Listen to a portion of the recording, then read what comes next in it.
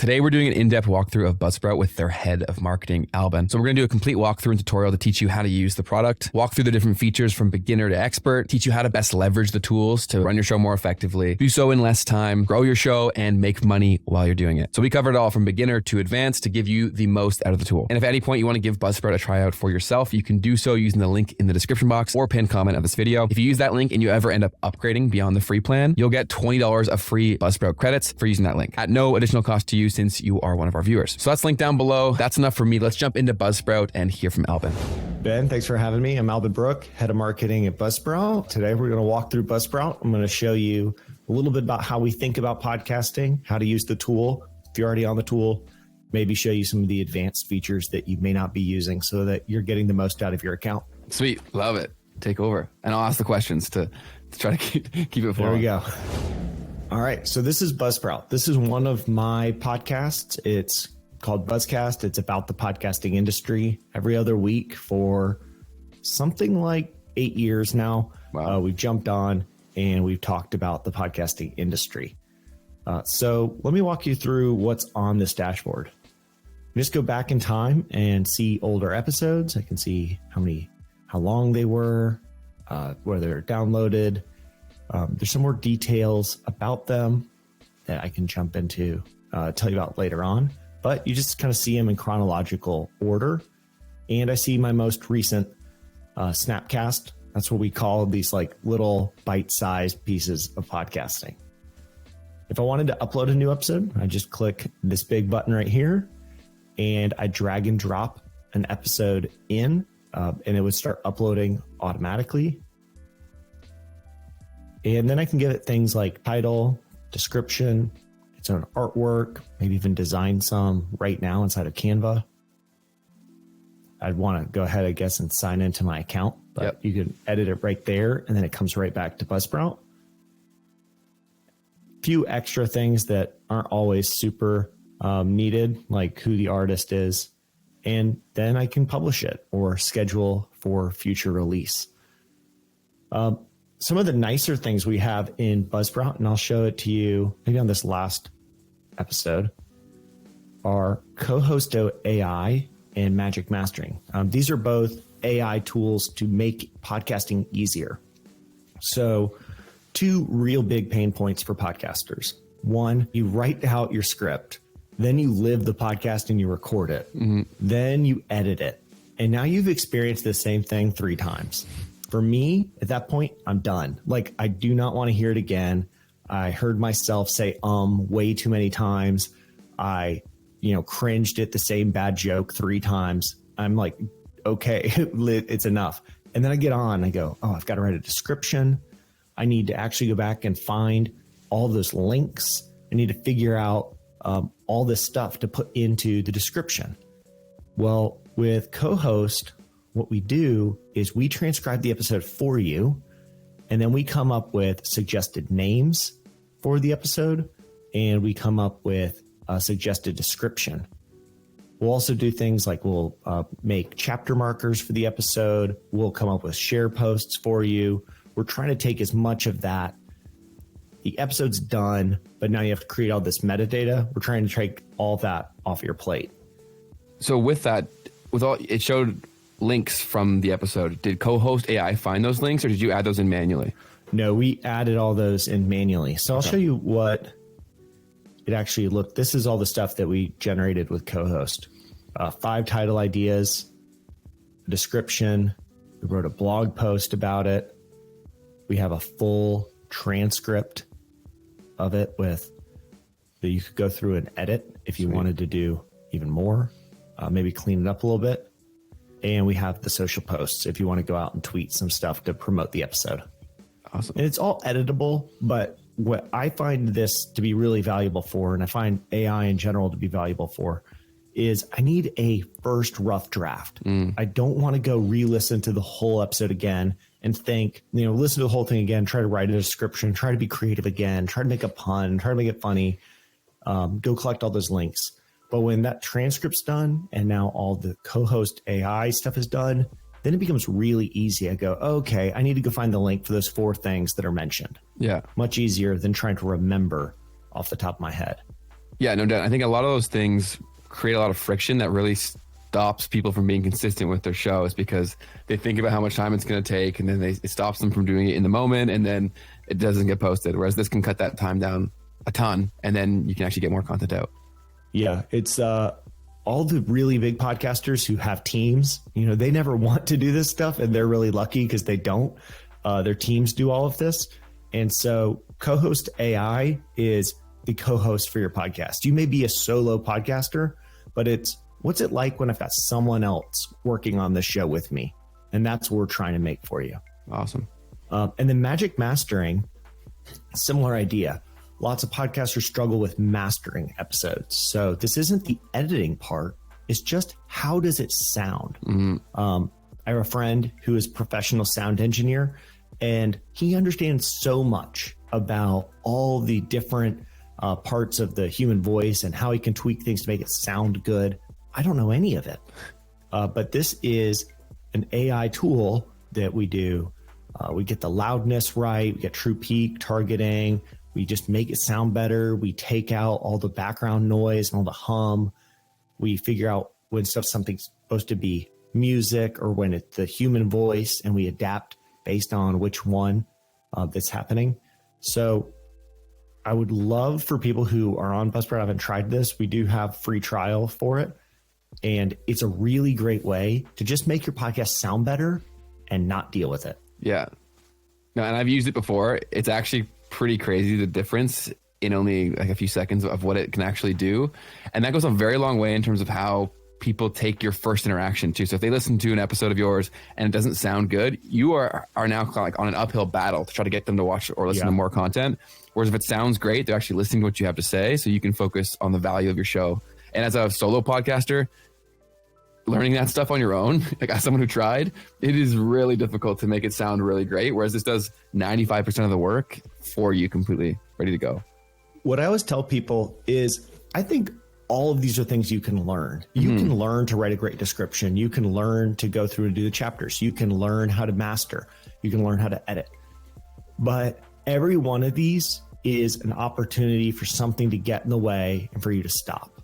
Absolutely. And when I first started podcasting, when I first started on YouTube and I first started blogging, each time, like I didn't want to do it. Like it felt so uncomfortable to put my voice out there, to put my face out there, that I was looking for an excuse. And so the minute that something would pop up and be like, this whole process is going to take a long time. Oh, you did the whole thing, but the audio is terrible. It was just a chance for me to, I would say I hit a roadblock, I hit a problem, but it really was like a solution. It was the solution to like, I just didn't feel good about it. So I was like, guess I can't do the podcast because of mastering. Well, we're trying to take those excuses off the table. So if you want to podcast, that you're able to do it in as quickly as possible. Yeah, I love that. Removing friction in as many areas as possible is the key to remaining consistent. And with podcasts, that's the name of the game. So I'll show you a little bit about just the general settings for the podcast. Yeah, please. Title, description, artwork. These are the core, first impression for your podcast. Got guides for what you should be thinking about for each of these. Your categories. The first one is so important. Apple Podcasts really only uses the first one anymore. And that's where you're going to chart. So what I did is instead of picking news, where I was going to be battling against CNN and all the other big podcasts in the news category, I went tech news, much smaller, and we regularly chart because we're a bigger fish in a smaller pond. So I always recommend, unless you've got a celebrity on the podcast, go for one of these like subcategories. Don't go for news, go for tech news, and you'll have a better chance of ranking. Yeah, I love that. Once you've got some episodes live, the next thing you want to do is you want to get listed in podcast directories. The important thing to remember is that your podcast is just live on Buzzsprout. Buzzsprout's getting it online. Now we want to use the directories to get distributed out to all of your listeners. You don't ever upload directly to Apple. You're going to use Apple as a distribution platform. And really easy to go in here and you just click one and you say submit to Spotify. A few more steps for Apple, but we're walking you through step by step. How do I get listed in Apple, at Spotify, and YouTube, and Amazon, and all these other apps so that you can get the widest distribution for your podcast? For sure. Yeah. And I've set up all of them before. They're all very straightforward. Yeah, absolutely. Okay, so we've got episodes up. We've submitted to directories. Now it's time to check out some stats. So you can go in and see, okay, over the last 30 days, how am I performing? These are all different views that are helpful to see. Was there, is there ever a spike? What's going on with my podcast? You can see which are your top episodes. So you could drill in what topics are really generating lots of talk or interest for my podcast. Which apps am I doing well on? So apps are really nice because I can learn a lot about my listeners. Apple Podcast by far and away dominates for our show. So iPhone makes sense. Most people are listening on mobile, very few on computers.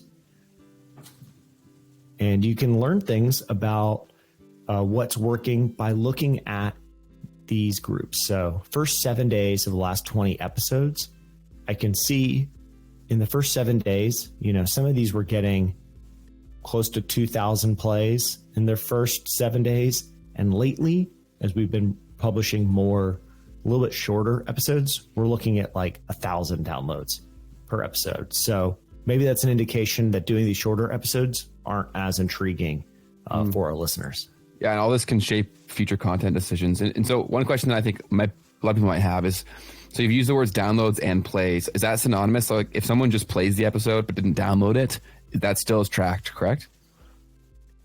That's only my own mistake. So what I should say are downloads all the time. Okay. What we're always seeing is that people are downloading it to their device. There's obviously difference between download, play, and listen. Okay. A download is just download to my phone. Yeah. If it just sits there, that's a download.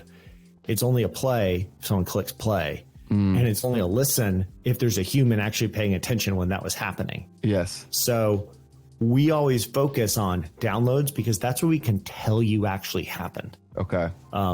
So I should be more precise there and say, these are download numbers. These are not play or listen or attention numbers. Okay.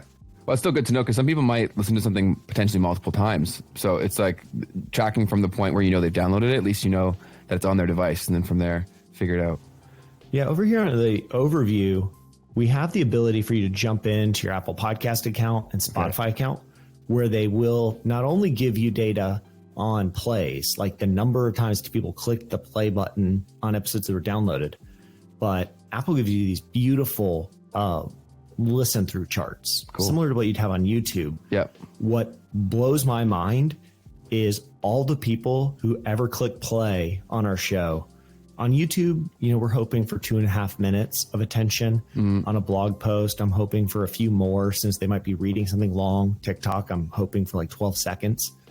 On our podcast, we get, on average, is something like 80% completion. Wow. So if that's an hour-long episode, we're looking at something like 48 minutes of focused attention on what we have to say. You can't get that anywhere else, too. That's what I always say when I preach podcasting is it's a totally different equation of attention. And that's so hard to get today. Like there's just not other alternatives. The other side of it, though, is podcasts are much harder to grow. I think that marketers should be more honest about this, that when people start podcasting and they don't have thousands of plays, they're like, oh, I think I'm doing something wrong, or I must not have a very good show. I do the same content over on TikTok and I'm getting thousands of views. Remember, those thousands of views on TikTok are something like a couple seconds each. And those, few hundred downloads over on your podcast, those might be 45 minutes of attention. Like you can actually go see the real numbers and start equating time and attention rather than plays to plays, because 12 seconds doesn't equal 48 minutes. No, I think that's also really, I'm glad that you brought that up, because a lot of people, the TikTokification of what people look at for numbers is really bad for the creator, because they look at all these numbers, but there's a reason why there's millions of people or a ton of people on TikTok with tons of followers that make no money, right? Whereas if you had a podcast that was getting even decent numbers, that captive audience is worth so much. And so I think it's just like, they try to compare apples to apples and it's just completely different. So I'm glad you brought that up. Yeah. Thank you. All right. So we've looked at that. Other things, website. If you don't have a podcast website, we will help you build one. So here's a site for this account. This is my preview. And you can go in and change colors or put up a background image. But you can basically dive into individual episodes. You get the full transcript on these episodes. You've got all the share buttons. But these are sites that if you don't have a website, if you do have a website, then we can customize an embed player, and you just copy this code, just like a YouTube embed, put it on your website, and you'll have this on your site. Tons of customization here as well. You could go in, make sure it looks exactly how you like. That's awesome. All right. What other things would you like to check out? You want to talk about dynamic content? Yeah, let's do that. 'Cause that's a tool I bring up all the time, because once people hear the use case, they're like, oh, okay, now I get it. Okay. So we're kind of moving out of things that I would focus on for your first 2 weeks. And now we're moving into, or I've got 10 episodes. Let's talk about other things that can simplify my life.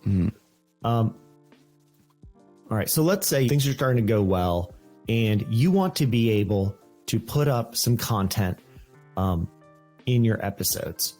Let's say you went and you sold a deal to BetterHelp and they want to put an ad in all of your episodes, but they only are going to pay you for, I don't know, 50,000 downloads. You're like, okay, great. I want to go, but I don't want to go edit all of my episodes. I've got 50 of them and I want to just make sure that I give them their 50,000 downloads and I don't give them more than that. And I don't want to go edit these episodes. Well, what you do with dynamic content, you just come in and you upload that ad, or it could be a call to action. It could be you selling a course. It could be an announcement about a meetup. It could be any type of content. And then you say, all right, I want to apply this one as a pre-roll. Pre-rolls are at the beginning of the podcast, as a mid-roll, or as a post-roll. So I'll just give it an example. We'll do it now. That has now been applied as a pre-roll. I haven't listened to this audio yet, but let's go ahead and do it anyway. So that's going, once we click off this page, it's going to go and start stitching it in to all of the episodes. I'll go ahead and pull that out. But the nice thing there is you can add that advertisement into as many of your podcast episodes as you want. And the minute that you don't want them in there anymore, you can just go edit it, pull it out of all of your episodes. That's awesome. Yeah, that's huge, because now it gives you a lot more flexibility, much like you said, to track exactly how many times it's being downloaded, how much times it's being consumed. And then also you have more leverage for your existing content library, right? When you go and talk to someone, you're like, you can be across all of my episodes at one time, which is awesome. And it helps protect the creator. If, let's say, the old way to do this was BetterHelp shows up and they're like, how many downloads do you get? And you're like, oh, I get like 5,000 downloads an episode. And they're like, okay, We'll pay you for 5,000. Put it in an episode. You do. But now the show blows up. Well, now the show's blowing up, and that episode over years is getting thousands and thousands and thousands of extra plays. And BetterHelp is the one who is doing well.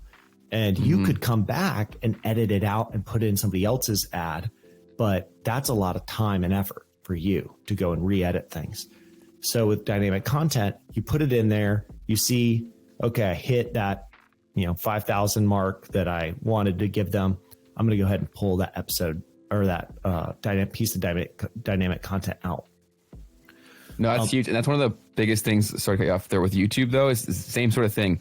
People don't think that an episode can go like viral later, but it absolutely can. It does all the time. And if you had some sort of ad structure, like they get all the benefit from it, you get none of it. And so I know there's been many instances on YouTube where I'm like, wow, I wish I had that. And so you get a lot more protection from that with dynamic content. We had a doctor write in once who was like, I think I've got a bot like blowing up my podcast. There's a problem. And we looked into it and we're like, well, what do you mean? He goes, well, the stats are just like, they went nuts all of a sudden one day.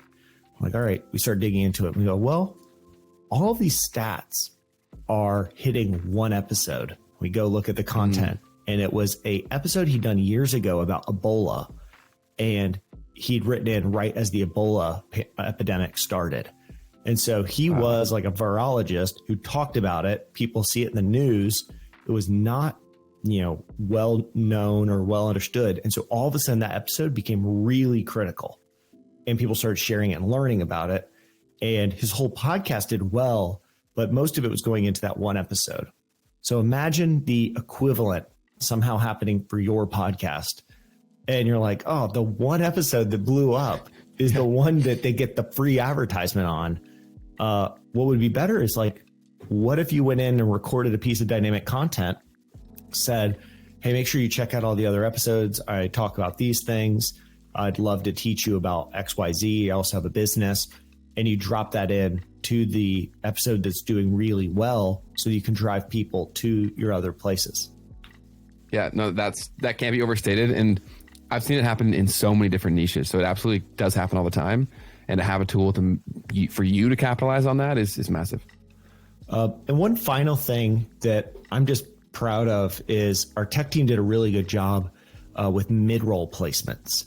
And so with mid-rolls, we're finding spots in mid-rolls. This is something that YouTubers will be familiar with because YouTube's finding these spots, but I don't think anybody else has this for podcasts. We find a good spot where the conversation is at a natural break.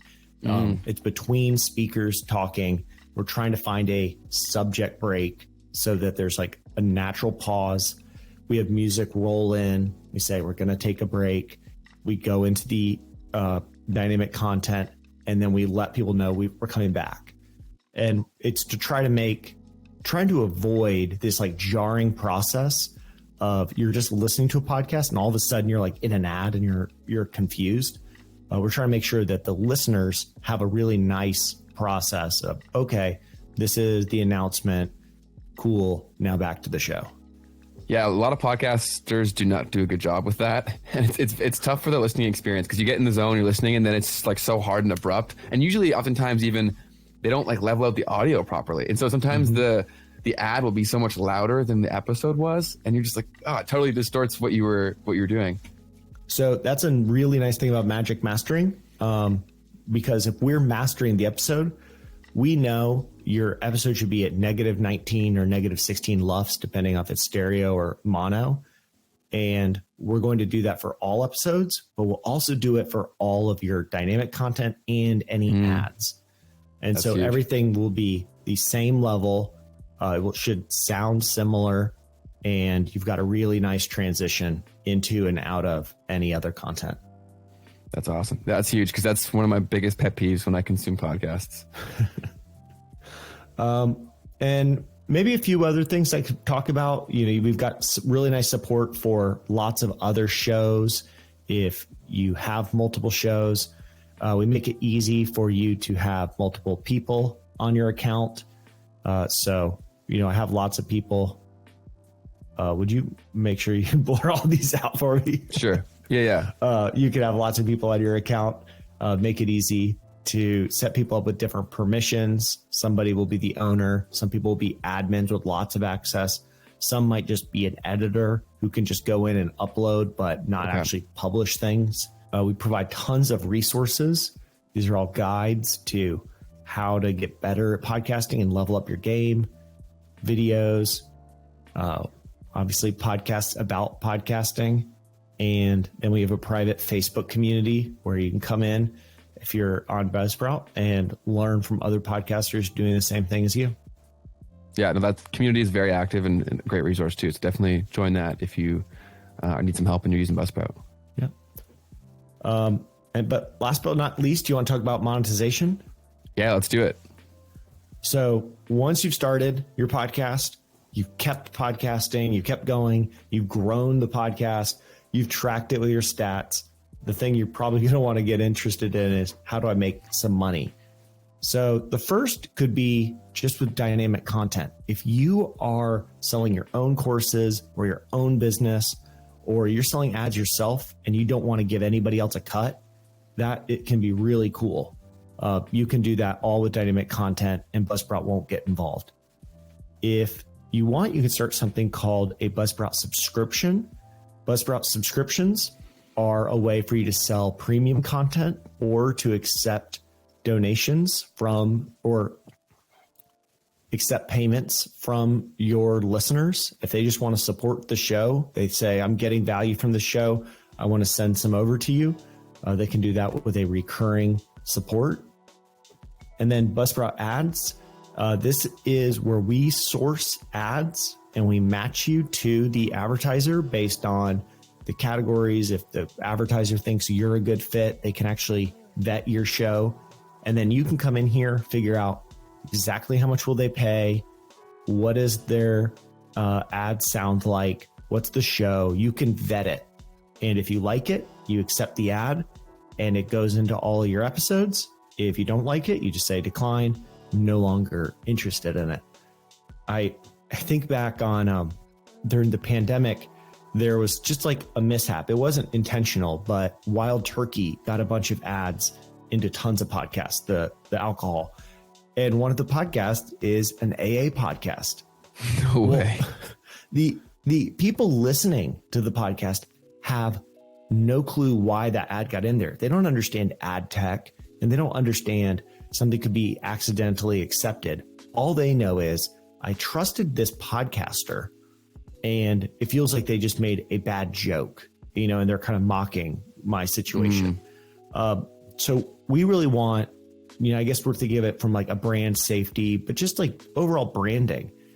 Is this, Inspired Computing podcast, does this align with what I'm talking about on my show? Am I comfortable promoting this? If I'm not, I can just decline it and then get other opportunities that better align with my goals. Yeah, and that association happens subconsciously. When people, they're constantly making these connections, even though they shouldn't be connected, but they don't know, much like you said, they don't know the ad tech. They don't know how this ended up there. And so that's a big deal, because on YouTube, it's the same kind of deal. We don't get to decide who advertises on our videos completely. And so sometimes there's bad associations there, or not the best. And so this gives you a lot more control over securing it and keeping your brand the way that you want it to be. Yeah. And I'd argue the association is even stronger for podcasts, because the depth, at least on YouTube, there's this like visual component that's like the video stopped. Now there's like the yellow bar and it says like skip ad in 5, 4, 3. Like it's telling you this is an ad. Yes, and so you're like, true. Oh, I'm no longer watching Ben's video. But the minute that changes, all of a sudden you're in an audio setting where you don't get a abrupt, everything's changed, and you're now hearing a Wild Turkey ad in the middle of an AA episode. You're like, what's going on? Like, this isn't funny to me at all. No, that's a disaster. And that kind of stuff can happen if there's not safe walls in place. So this is a bit of Buzzsprout. I hope it's useful. Any other questions you feel like that I might have missed? Well, in monetization, there's also there's a few other things right beyond ads. There's also affiliates as well. Yeah, we have the sponsors and affiliates, where you can set up affiliates or sponsors that will be on all your episodes. So cool. Affiliates are different because affiliates pay you when people take action. Mm-hmm. And so somebody signs up, maybe they go to Amazon and they buy something, then you can put your affiliate link in there. It'll go into all your shows. You can also have a support the show link. This will be like if you use Patreon or Buy Me a Coffee for pod fans. I should update that now, rebranded to True Fans. But if you're using any of these services, then you can add a link to them. Maybe let me give you one final thing. Yeah, go for it. This is something I really like. So one piece that was I kept running into was once we had like over 100 episodes. If I ever wanted to change something about my podcast, then it got really painful. So I recently added this phone number so people could text the show and, just send me a message. Maybe you have tweet us at some handles but I'm going to start calling it X rather than Twitter, whatever it may be. Whenever you change something, you have to change it on hundreds of episodes. And so we made this thing called where all your episodes now have a show note footer or episode footer, and you can just add this in, and this is going to go into all of my episodes. So I'm going to save the changes to all of those, and instantly they're going to show up on every one of my episodes. So That's if I huge. added a host, you can do it there. You can do it through all, for all the episodes all at once. That's unreal. Because I've had that disaster before where you want to go back and change something, and it is very tedious. So I love to hear that that's there.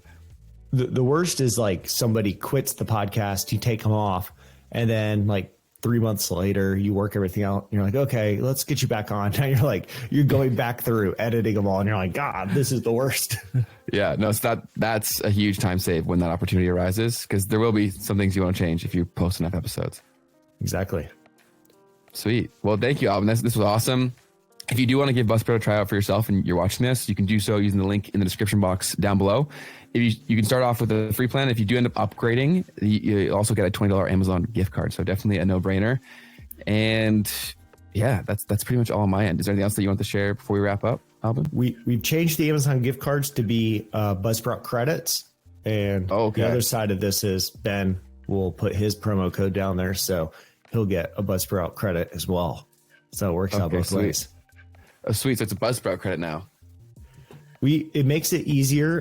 We had a lot of people who are overseas that the Amazon gift cards were a lot of fun. I think people liked being able to go buy something, but then if you were in Europe and maybe Amazon wasn't really represented in your country, it could end up being kind of a bummer that you got a gift card that never worked. So what in particular, is it like a $20 voucher for anything that Buzzsprout sells?